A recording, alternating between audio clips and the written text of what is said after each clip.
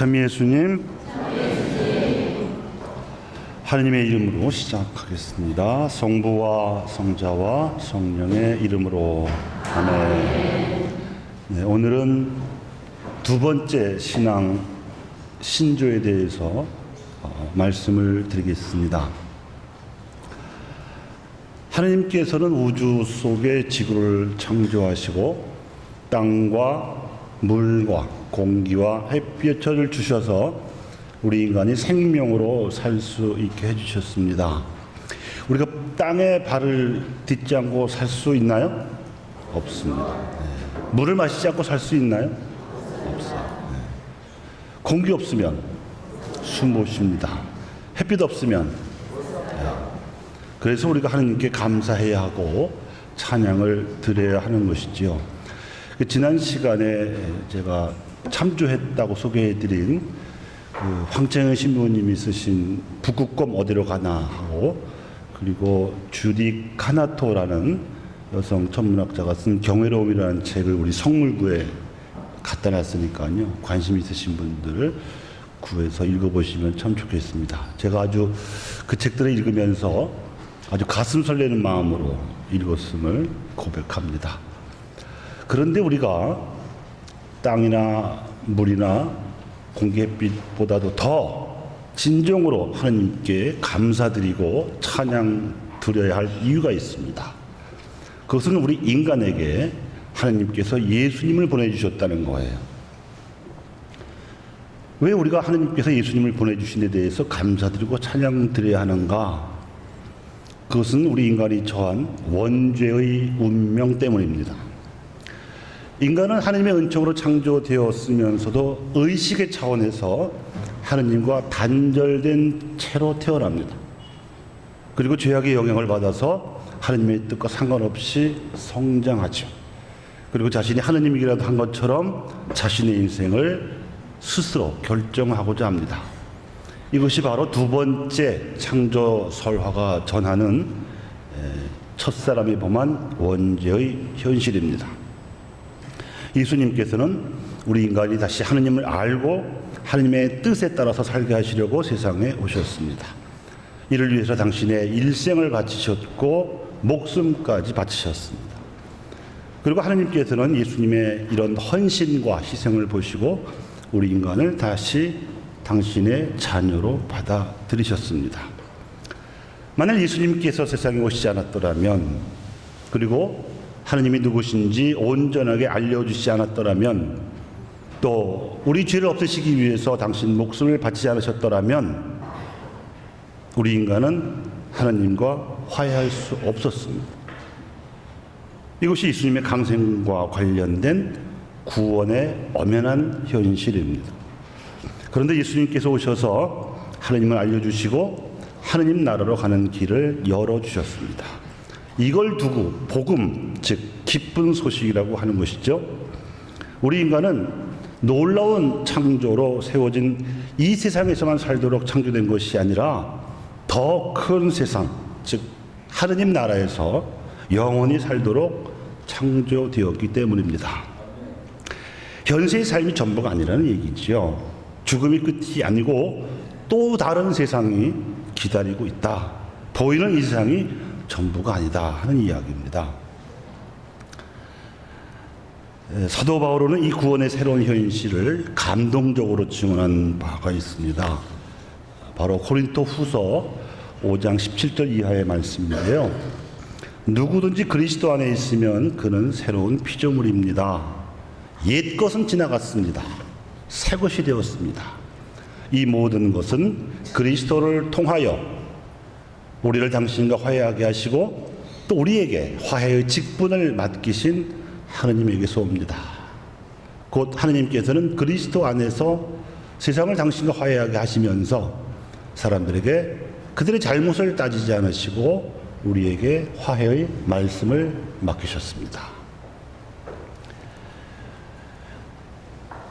그래서 교회와 신앙인들은 하느님을 하늘과 땅과 유형무형한 만물의 창조주로 믿는다는 고백을 한 다음에 예수님을 하느님의 외아들이시며 영원으로부터 성부에게서 나신 분이시며 하느님에게서 나신 하느님이시고 빛에서 나신 빛이시고 참 하느님에게서 나신 참 하느님으로서 창조되지 않고 나시어 성부와 한 본체로서 만물을 창조하셨음을 믿습니다. 또한 인간의 구원을 위하여 하늘에서 내려오셨음을 믿습니다. 또한 성령으로 인하여 동정 마리에게서 육신을 취하시어 사람이 되셨음을 믿습니다. 이것이 바로 강생의 신비입니다.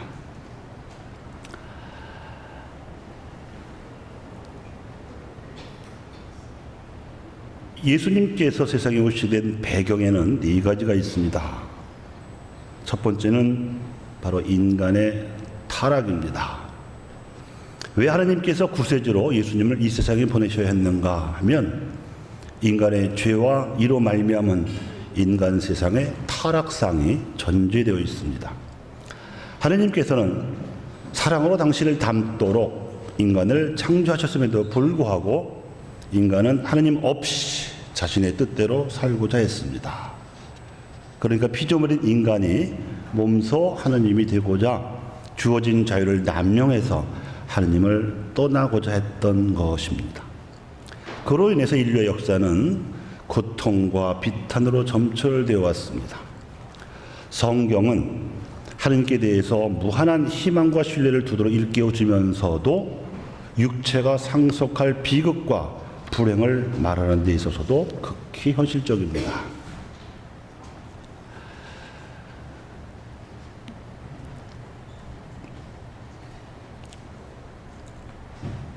두 번째 강생의 배경이 원죄입니다.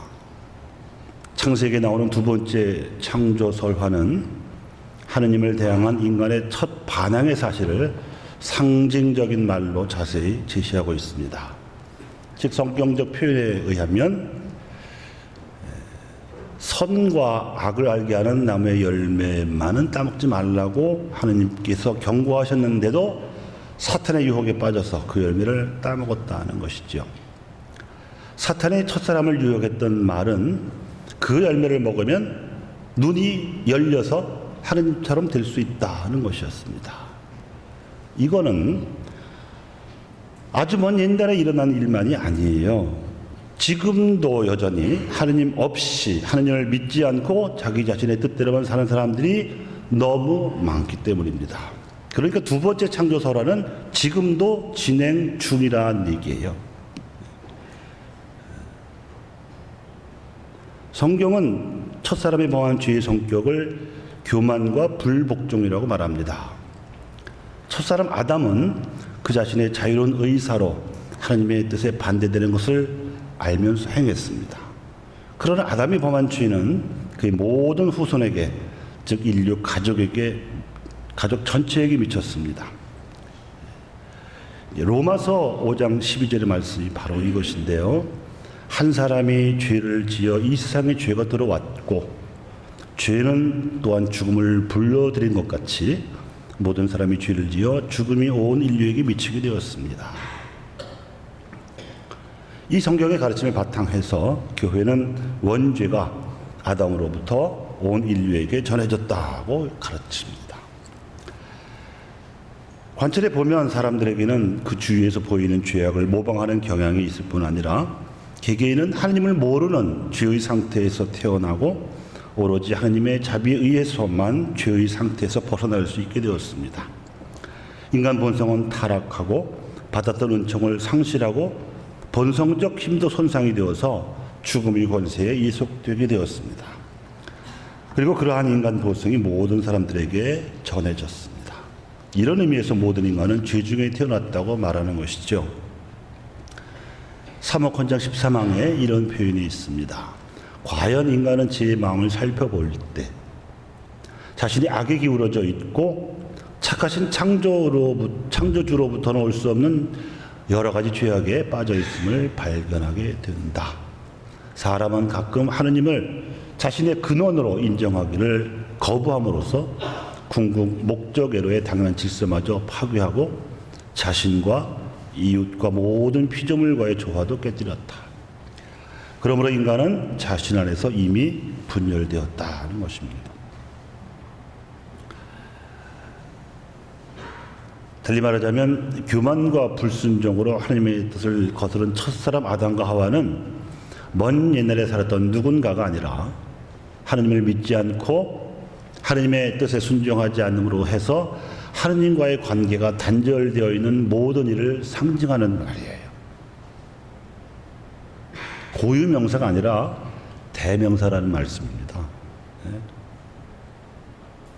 첫 번째 창조설화에 나오는 바 사람이 하나님을 닮도록 창조된 존재라는 진리가 모든 사람에게 해당되는 것이듯이 두 번째 창조설화에 나오는 바 하나님을 닮도록 창조되었음에도 불구하고 사람이 하나님을 거슬러 원죄를 지었다는 진리 역시 하나님을 떠나 살고 있는 모든 사람에게 해당이 되는 거예요. 첫사람에게 내리친 하나님의 경고가 죽음이었습니다. 창세기 2장 17절에 보면 그 열매를 따먹는 날 너는 반드시 죽는다. 그런데 실제로 따먹고서 어떻게 됐냐 하면은 에덴 동산에서 추방됐어요. 그러니까 하나님의 경고는 육신의 죽음을 말하는 게 아니고 하나님과의 관계 단절을 말하는 거예요. 죽음이 벌이 아니란 말이죠. 육신의 문제가 아니고 영혼의 문제란 말이죠. 하나님으로부터 창조되었기 때문에 하나님의 힘으로만 살 수 있는 인간이 하나님을 떠나는 그 자체가 하나님 편에서는 죽음인 것이죠. 영혼의 죽음입니다. 죄가 인간을 하나님과 떼어놓음으로써 죽게 하는 것이죠. 물론 인간이 당하는 많은 슬픔이 결코 아담과 하와가 준 원죄의 결과만은 아니라고 할 수도 있습니다. 사실 인간이 당하는 가장 가혹하고 견딜 수 없는 불행은 거의 다 인간의 계속적이고 고의적인 죄악의 결과입니다. 이걸 본죄라고 하지요. 세계 역사는 불행을 말해주고 있습니다. 그 슬픔은 있을 필요가 없는 악에서부터 나오는 것이죠. 인간의 죄는 미리 정해진 것도 아니고 피할 수 없는 것도 아니었습니다. 하나님께서 인간에게 자유를 주셨는데 원죄든 본죄든 죄를 범함으로써 하나님께서 주신 자유라는 선물을 남용하는 것은 예나 지금이나 인간입니다. 그러나 원죄에 관해서 말하는 두 번째 창조설화는 비극으로만 그친 것이 아니고 하나님의 무한하신 자비에 그 초점이 맞춰져 있습니다. 우리가 사순절 마지막에 부활 성야 미사를 지내지요. 그 부활 성야 미사 때 부르는 부활 찬송이라는 게 있습니다. 불 다 깜깜하게 꺼놓고 축성된 부활초를 앞세우고 들어와서 부르는 노래, 부활 찬송. 거기에 보면 오 복된 탓이여 너로서 위대한 구세주를 얻게 되었도다 하는 내용이 있습니다. 아우스틴 성인이 지은 가사말이라고 전해지는데 역설이지요. 원죄를 복된 탓이라고 합니다. 왜냐하면 그것 때문에 구세주가 오실 수 있었으니까. 비록 인간이 지은 죄 때문에 인간에게 불행이 닥치게 되었지만 하나님께서는 인간의 숙명적인 불행을 극복하려는 구원 계획을 가지고 계셨습니다. 바로 구세주를 보내셔서 인간의 죄악을 없애려는 것이죠.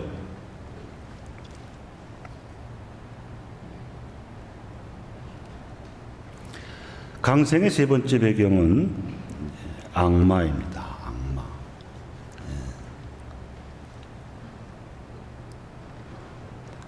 첫사람 아담과 하와를 유혹해서 죄를 짓게 하고 그 결과로 하나님과 떼어놓은 것이 악마의 역할인 것처럼 지금도 마찬가지로 악마의 역할은 사람들이 죄를 짓게 해서 하나님과 떨어뜨려 놓는 거예요.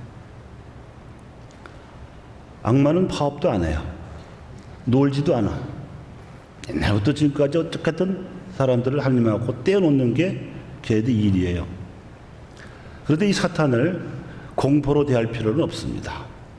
다만 하나님께 대한 성스러운 두려움과 고의적 악행에 대한 두려움만을 가지라고 권고합니다.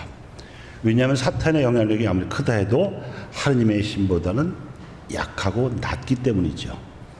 그래서 전례헌장 6항에 그런 말이 있어요.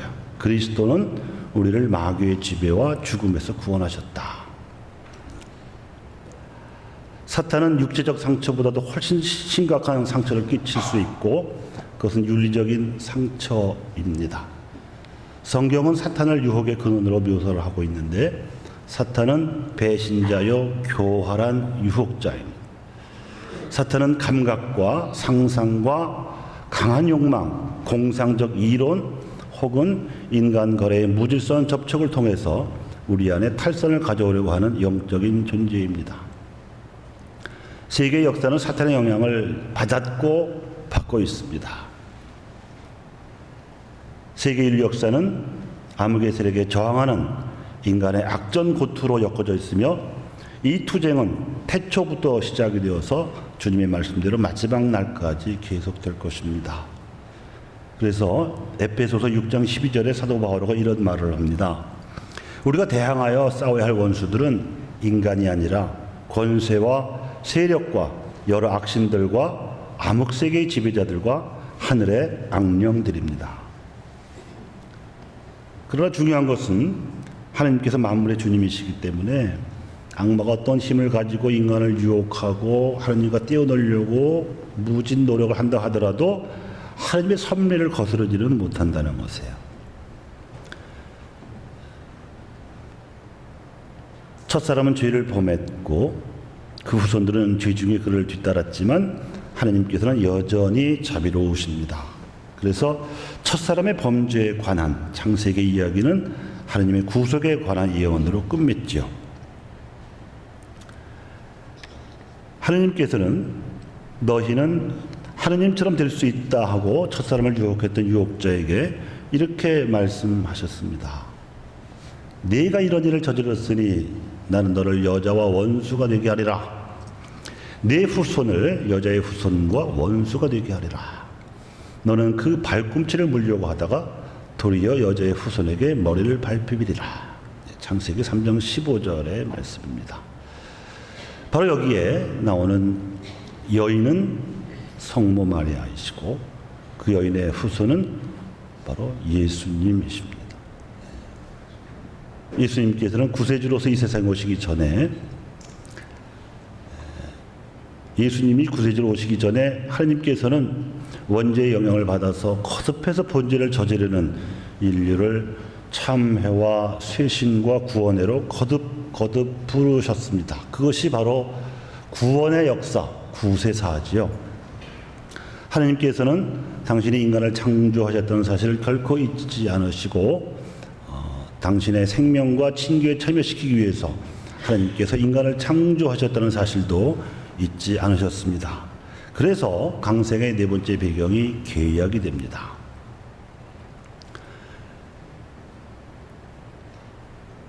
지극히 인자하신 하나님께서는 인류의 구원을 세밀하게 계획하시고 준비하셨습니다. 그리고 특별한 섭리로 당신 백성을 선택하셔서 그들에게 언약을 주셨는데 제일 처음에 언약을 주신 인물이 아브라함이고요. 그 다음에 모세를 통해서는 이제 개인이 아니라 집단, 이스라엘 백성 전체 집단과 계약을 맺으셨습니다. 그리고 그 계약을 통해서 하나님께서 그들을 돌보아 주실 테니까 하나님의 뜻에 성실하라고 계약 조건을 맺으셨지요. 그런데 우리가 구약 성서에서 익히 알다시피 이스라엘 백성은 거듭 죄를 범했고 죄가 가져오는 불행과 벌도 체험했습니다. 그래서 이집트에서 종살이 하다가 해방됐는데 또다시 바빌론으로 종살이 하러 갔고요. 예수님 오시기 직전에는 자기네 땅에서 로마에 종살이를 하는, 그게 다 벌이죠. 그래도 하나님께서는 거듭 계약을 새롭게 하셨습니다. 그래서 여호수아하고도 계약을 맺으셨고 다윗하고도 계약을 새롭게 하셨고 에즈라 시대에도 계약을 새롭게 하셨습니다. 그런 한편 하나님께서는 백성과 지도자들이 어긋나갈 때마다 예언자들을 많이 보내셔서 이스라엘 백성이 하나님의 구원을 기다리면서 어떻게 살아야 할지를 가르치셨습니다. 그래서 예언자들을 통해서 백성들은 하나님의 계획을 나날이 더욱 깊이 더욱 명백히 깨닫게 되었습니다. 예언자들은 하느님의 대변자로서 이스라엘 백성에게 인격적 신앙과 내적 회심을 요구했고 또 하느님의 모든 법에 성실하라고 가르쳤으며 메시아가 가져올 구원에 대한 희망을 가르쳤습니다. 구약 성경 전체는 이에 대한 기록이지요. 그래서 하느님과 인간이 맺은 계약을 전하는 구약 성경 46권 그리고 신약 성경 27권을 교회는 하느님의 영감을 받은 계시의 책으로 받아들이고 존중합니다. 구약 성경은 신약 성경을 준비하고 신약 성경은 구약 성경을 완성하지요. 그래서 역사적 인물 나자렛 예수 그리스도께서 태어나시기 전에 쓰여진 성경을 구약 성경이라고 하고 예수 그리스도 탄생 이후에 쓰여진 성경을 신약 성경이라 합니다. 구약 성경이 전하고 있는 전체적인 내용은 하느님께서 이스라엘 백성에게 건네신 말씀과 그들을 구원의 길로 인도하신 일들에 대한 기록들, 또 구세주를 기다리며 준비하도록 예언자들을 통해서 하신 말씀, 또 인간 삶의 지혜, 하느님께 올리는 기도 등으로서 율법서, 예언서, 그리고 성문서집이라고 이렇게 부르고 있습니다. 그래서 신구약 성경은 하느님께서 인간에게 주신 계시입니다. 다른 종교 경전과 다른 점이 그거죠. 하느님이 직접 알려주신 것, 사람이 수련을 통해서 터득한 어떤 깨달음이 아니라는 것.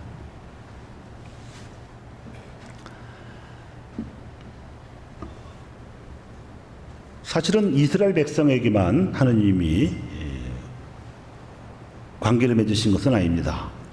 이방인 민족들에 대해서도 구원의 희망을 주셨다고 볼 수 있습니다. 여러 가지 문화의 자연적 기능을 통해서도 또 영혼을 지닌 인간의 정신적인 능력인 지성과 양심과 자유를 통해서 여러 민족들이 진리를 추구하게 하심으로써 당신을 알게 하셨습니다. 특히 우리 민족의 정신전통 역사를 보면 인도와 중국에서 전해진 불교, 유교, 도교 등의 자연종교를 통해서 진리를 추구하는 길을 일찍부터 찾아왔습니다. 문제는 이들 종교가 통치 수단으로 전락했을 때 부작용이 나타났다는 거죠. 예를 들면 우리나라에 복음이 들어올 때의 상황이 조선시대고 조선 왕조의 통치 이데올로기는 유교 중에서도 주자학이었습니다. 그때 우리가 10,000명이 넘는 천주교 신자들이 피 어린 박해를 받아서 치명했던 가슴 아픈 역사가 있습니다. 발단은 하느님에 관한 것인데 제사 금지령이 내려졌잖아요. 북경에 계신 주교님으로부터. 왜냐? 그 당시에 제사는 조상 숭배 의식이었습니다. 지금도 유교에 충실한 사람들은 그대로 지내요. 그래서 제사를 지낼 때 뒷문을 열어놓죠. 왜 열어놔요? 혼이 들어오라고. 또 숟가락 놓고 젓가락 놓고 밥도 뜨고 국도 뜨고 누가 먹으라고. 조상님들 와서 드시라고. 실제 드시나요? 아니죠. 그러니까 그 문제예요. 우리가 조상을 공경하지 않겠다는 게 아니라 신은 하느님은 한 분뿐이신데 하느님께만 우리가 숭배드릴 수 있지 조상은 공경해야 되는 건데 그 주작 이데올로기에서는 그 구분이 없었어요. 그래서 제사를 금지하는 안지내겠다는 천주교 신자들을 부모 조상도 몰라보는 아주 형편없는 사람들로 몰아붙여서 이렇게 죽였지만 사실은 그게 아니지요.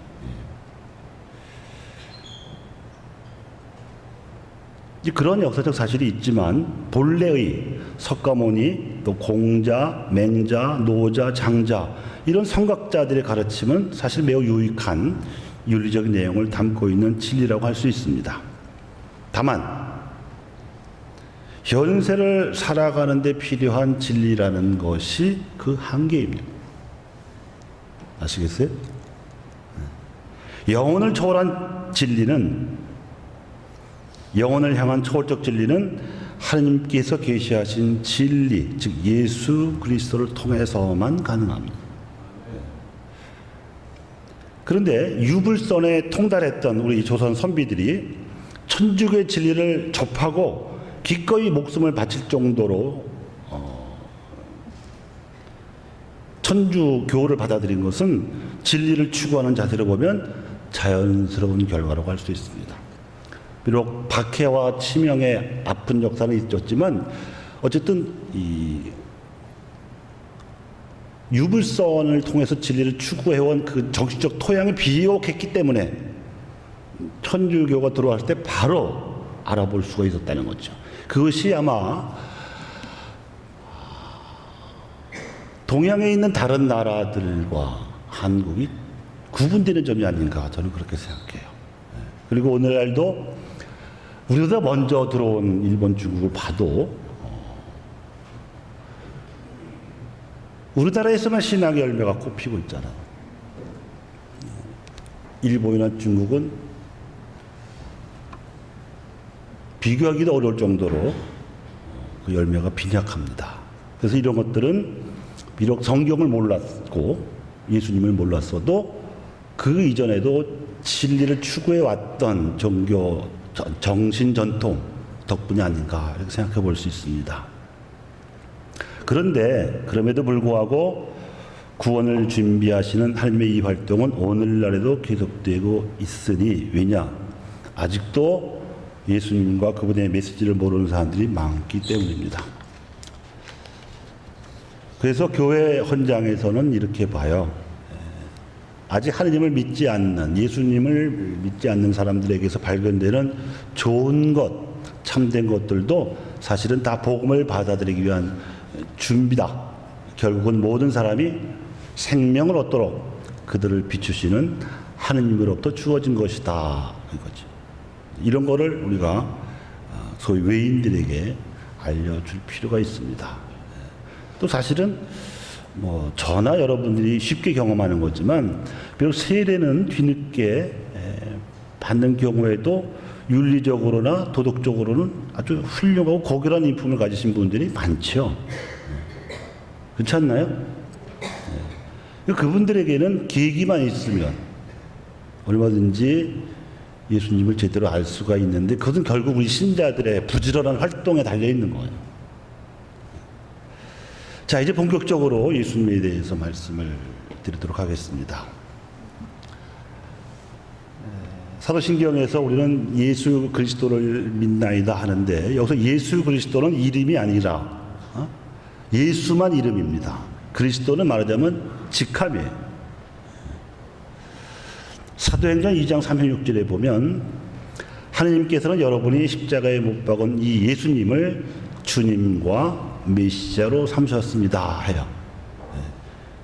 그러고 보면 예수와 그리스도는 별개의 두 단어라는 것이 드러나는데 예수라는 이름은 역사상 실존했던 한 인물의 이름이시고 그리스도는 그 인물의 삶을 통해서 드러난 역할에 대한 평가를 반영해서 붙여진 직함이라고 할 수가 있습니다. 그렇게 보면 예수 그리스도라는 그 두 단어로 된 칭호는 예수님은 그리스도이시다 하는 신앙 고백인 셈입니다. 결국 예수 그리스도는 복음서를 포함한 신약 성경의 요약이라고 할 수가 있습니다. 그런데 예수라는 이름을 살펴보면 그것은 유다인들에게 당시 흔한 이름이었다고 합니다. 본래는 야훼라는 하느님의 이름과 구원하다라는 두 말이 합성되어서 야훼께서 구원하신다라는 의미의 히브리어 여호수아를 축약해서 예수라고 발음을 했습니다. 이 예수라는 이름은 하느님께서 천사를 통해서 지어주신 이름이지요. 그런데 예수라는 이름을 가진 다른 사람들과 구별하기 위해서 그 당시 사람들도 나자렛 예수라고 불렀습니다. 다음으로 그리스도라는 말은 메시아라는 히브리어를 그리스어로 번역한 것입니다. 메시아라는 말은 기름 부음을 받은 자를 뜻합니다. 구약 성경에서 기름을 부어서 사람을 세운다는 것은 하느님의 영으로 직책을 맡긴다는 것을 의미해요. 역사상 기름 부어서 세운 직분은 주로 왕이거나 예언자거나 사제였습니다. 그런데 기원전 586년에 예루살렘이 함락이 되고 유다 왕국이 멸망해서 다윗의 후손들이 소위 기름 부음 받은 사람들이 전부 다 죽어버리니까 그때부터는 저런 사람들을 뜻하는 게 아닌가 보다. 장차 이스라엘을 구원하러 오실 미래 인물을 메시아로 부르기 시작을 했습니다. 그래서 메시아라는 호칭 속에 담겨 있는 메시아 사상은 하나님께 대한 이스라엘 백성의 끊임없는 희망과 믿음입니다. 이스라엘 사람들은 지금도 예수님을 메시아로 인정하지 않고 막연하게 또 기다리고 있죠. 그래서 우리가 성금요일 날이 되면 유다인을 위한 기도를 꼭 넣어서 바쳐요. 지금이라도 빨리 예수님 알아보라고. 자기들 안에 오신 분도 못 알아보니까.